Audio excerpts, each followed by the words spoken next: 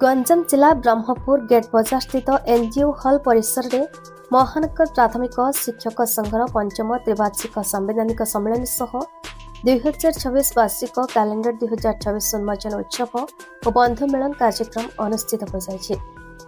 उक्त उत्सव में सभापति एयू पीटीएफ श्री धीरेन्द्र कुमार पट्टनायक, उपसभापति श्री सुरेन्द्र कुलदीप, उपसभापति श्री नरेश सिंह, जोनल संपादक श्री दीपक कुमार राउत, गंजाम जिला आवाहक श्री अमिताभ मिश्र, श्री वृंदावन पाठी, महानगर शिक्षक संघ सभापति श्री राजेश कुमार तारेणी, संपादक श्री अवनी कुमार पाठी प्रमुख मंचासीन थे।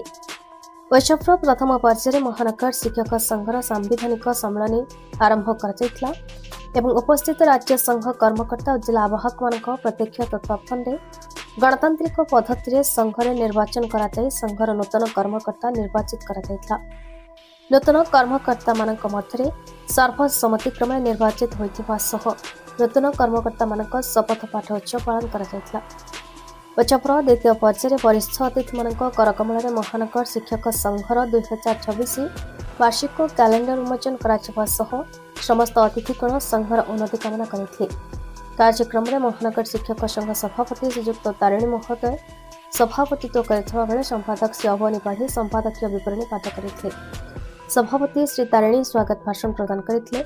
शिक्षयित्री ज्योत्स्नामयी प्रधान अतिथि परिचय प्रदान करथिबा बेले श्रीमती सुज्ञानी सतपथी मंच परिचालना करते। उत्सव सफलता निमंते महानगर शिक्षक संघ कर्मकर्ता श्री बांक प्रधान, श्री विभूतिभूषण पंडा, श्री ए कामराजू पात्र, श्री गिरिजाशंकर पंडा, श्रीमती सुनीता पट्टनायक, श्री अनुज प्रधान समेत समस्त शिक्षक शिक्षयित्री माने सहयोग करते।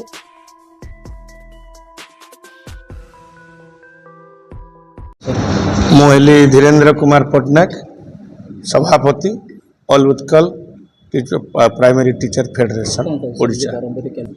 आज ब्रह्मपुर महानगर निगम तांकर नूतन प्राथमिक शिक्षक संघर कर्मकर्ता चयन थिला एवं तांकर सब वर्ष भली राजेश भाईंकर जो चेष्टारे उन्मोचन होची कैलेंडर शिक्षक मान पाई अति सुंदर हिसाब से माने करथिले। जहाँ कहूथिले ई कैलेंडर बाबद रे जे हमर शिक्षक माननकु तांकर शिक्षा और शिक्षायतन बाबद रे सचेतन करिवार एवं समस्त को गोटे एकजुट करिवार माध्यम आज जो निर्वाचन होती सांविधानिक सम्मेलन जो नूतन कर्मकर्ता महानगर निगम चयन करागला समस्त को अभिनंदन दिया शुभेच्छा दि जाऊँगी।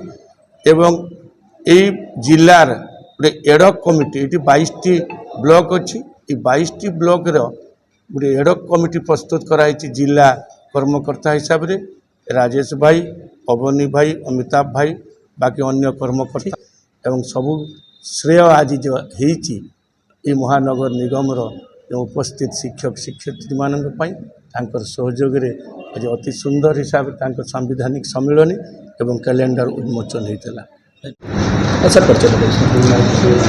राजेश कुमार तारिणी, पूर्वतन सभापति ब्रह्मपुर महानगर प्राथमिक शिक्षक संघ।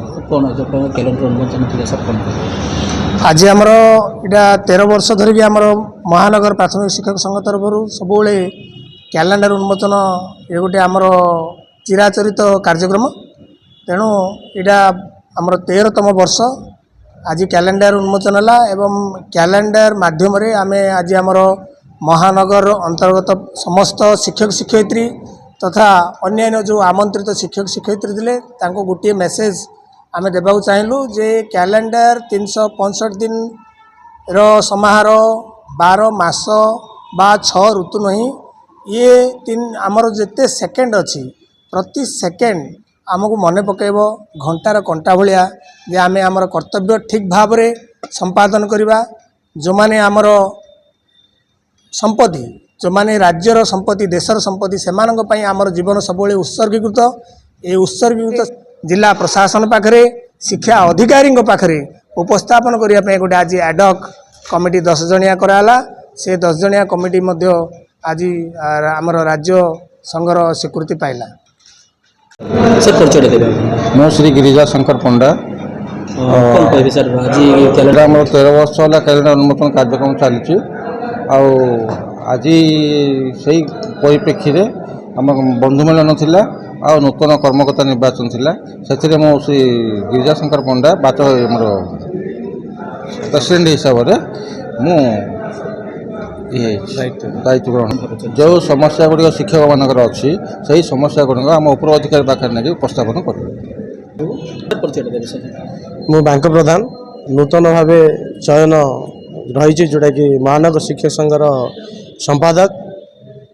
ତ ଆଜି ଚିରାଚରିତ ଢଙ୍ଗରେ ପ୍ରତ୍ୟେକ ବର୍ଷ ଯେମିତି ଆମର କ୍ୟାଲେଣ୍ଡର ଉତ୍ସବ ଉନ୍ମୋଚନ ସହ ବନ୍ଧୁ ମିଳନ କାର୍ଯ୍ୟକ୍ରମ ଥିଲା, ତା ସହିତ ତ୍ରୟବାର୍ଷିକ ସାମ୍ବିଧାନିକ ଗୋଟେ ସମ୍ମିଳନୀ ଥିଲା। ସେ ସମ୍ମିଳନୀରେ ରାଜ୍ୟର ସଂଗଠନ ଏବଂ ମହାନଗର ନିଗମ ସଂଗଠନ ମିଳିତ ଭାବେ ନୂତନ କର୍ମକର୍ତ୍ତା ଗୁଡ଼ିକୁ ଚୟନ କରାଗଲା।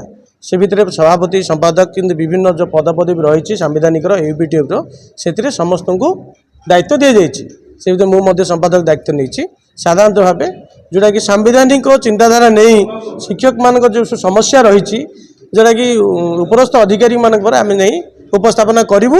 ଆଉ ବିଧିବଦ୍ଧ ମୁଁ କହିବାକୁ ଚାହୁଁଛି ଯେଉଁଟାକି ଆବଶ୍ୟକତା ଥିବା ସମସ୍ୟା ଗୁଡ଼ିକ ମହାନଗର ନିଗମର ଶିକ୍ଷକମାନଙ୍କର ତାକୁ ନିଶ୍ଚୟ ଭାବେ ଆମେ କାର୍ଯ୍ୟକାରୀ କରିବା ପାଇଁ ବା ସଫଳତା କରିବା ପାଇଁ ଚେଷ୍ଟା କରିବୁ।